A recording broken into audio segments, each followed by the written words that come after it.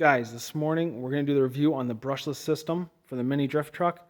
Somebody commented in the one video and said they'd like to see it, the review, so let's get into it. I'll try to make this as quick as I can. So this is the one I converted. This is the first truck I bought. This is the one that destroyed this motor, and we had to put this motor in to run it while I waited for Banggood to do something about this. And they actually never did anything to give me a replacement motor. They gave me like 20 bucks back just to help pay for the cost of this motor. So it is what it is. So I ordered this system. My biggest concern was, would this electronic speed controller bind to the factory controller, and what the procedure was. Let me tell you right off the hop, guys, there is no procedure. It binds instantly. So that's good. That was a big relief. Getting into it, it's really not that hard, guys. If you clear yourself off a little section and then just start taking the bolts out one at a time and putting them where you took them out, nothing to worry about. I think this is the only different bolt. So you get the top cover off here, snip the zip ties. There's 2 screws underneath to pop the motor mount bracket out. And then just undo the jam bolt on the pinion, slide the pinion off, bolt the new motor mount to this motor. It comes with new screws, but I used the original factory ones and they work just fine. There's also a heat sink that comes with the motor, but being such a hard truck, when it bounces, it just pops off and falls off on the road somewhere. So I have another one. I might glue or zip tie that back on, but so far I haven't really actually needed it. So when you bolt the motor back up, bolt the motor mount to the motor tight, bolt the motor mount to the frame tight, but leave the pinion loose until you get it all in. And then you want to slide the pinion until it's perfectly meshed up and lined up with the spur gear, and then crank it tight. That's it, guys. No mesh to deal with, no sliding the motor back and forth. You're done there. Bolt this top cover back on, you're done.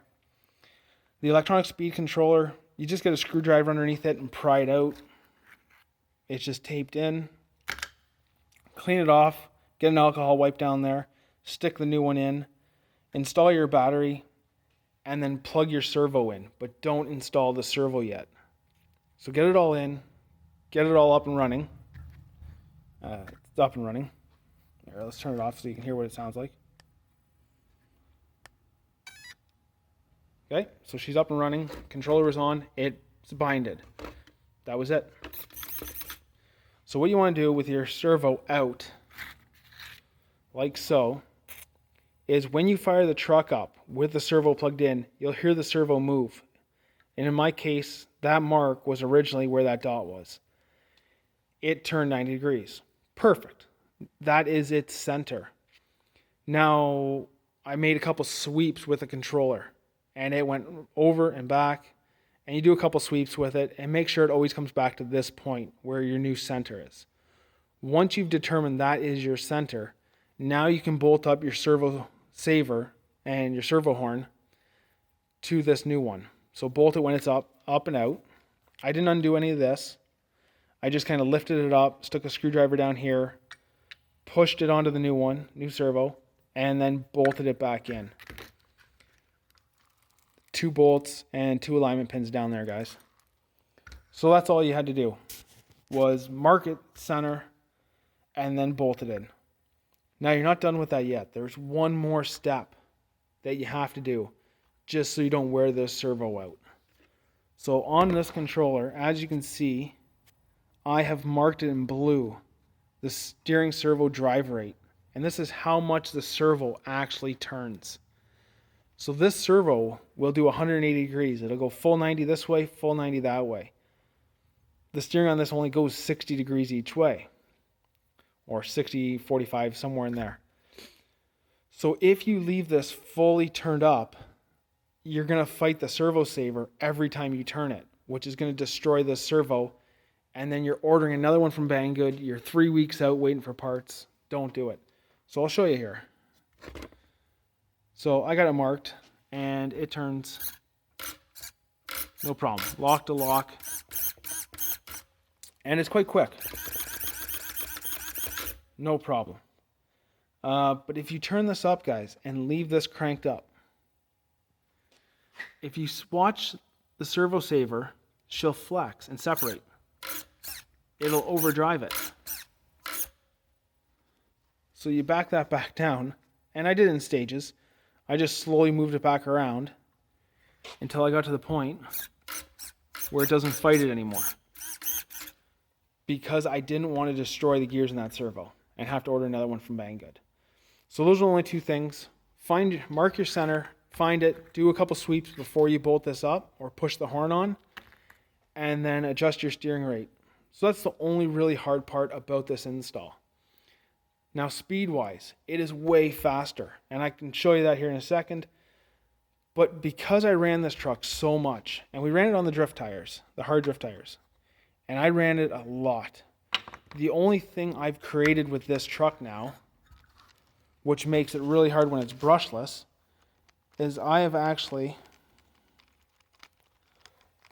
unlocked the back diff. There's like no resistance there, very little resistance there, where the front is quite locked up. So I've opened the rear diff, so now it torque steers to the left a crazy amount, and I'll show you that here in a minute. So with the more power and this torque steering, it's hard to drift. Now if I put this motor in this truck, which is still pretty much brand new, I'm sure I wouldn't have that problem. So let's get to the speed here. We'll do the brushed one first. Just make sure my tires aren't touching. And I grab the right controller. All right, brushed, guys. That was full out.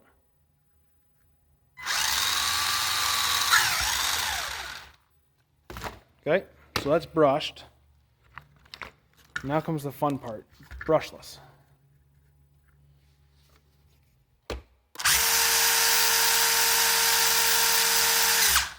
It is way faster. So it's definitely worth the $50, guys. Don't hesitate to buy it. It binds up. The only problem I've had with this electronic speed controller with this guy, they're mad slow now. It's a second and a half delay. But really quickly, guys, before my phone dies, I'll show you the torque steer. So it's straight. I'm not going to turn it. My steering trim is set straight, but it's going to hook around. And that's the way it is on the road, any surface I run it on. That's what it does. So now you have to constantly hold a steering. But I can't adjust the steering trim, because if I adjust the steering trim to hold that, it's only like that on mad accelerations. So I have it right now so it'll drive straight when it's cruising.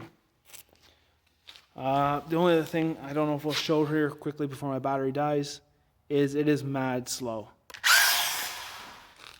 As it warms up, it gets worse, but it's a second and a half delay sometimes. Especially after you go full throttle, let off, it slides around, and you punch it again, it's a second delay. So I don't think that's anything I can do about that. I think that's just the way it is. So yeah, it makes this truck twice as fast, a little bit slower, but a lot more fun, guys. It's worth the $50. I might order a second kit to put in this one. I don't know yet. So we'll see. I might put this kit in this truck just to see with the new diffs if it drifts better. Comment down below, guys, if you want to see that video, if you want me to put this motor in this truck. Comment if you want to see me working on the sloshes, the Mojave, the Big Rock, whatever it is, guys. Let me know. Hope you enjoyed it. We'll see you in the next video.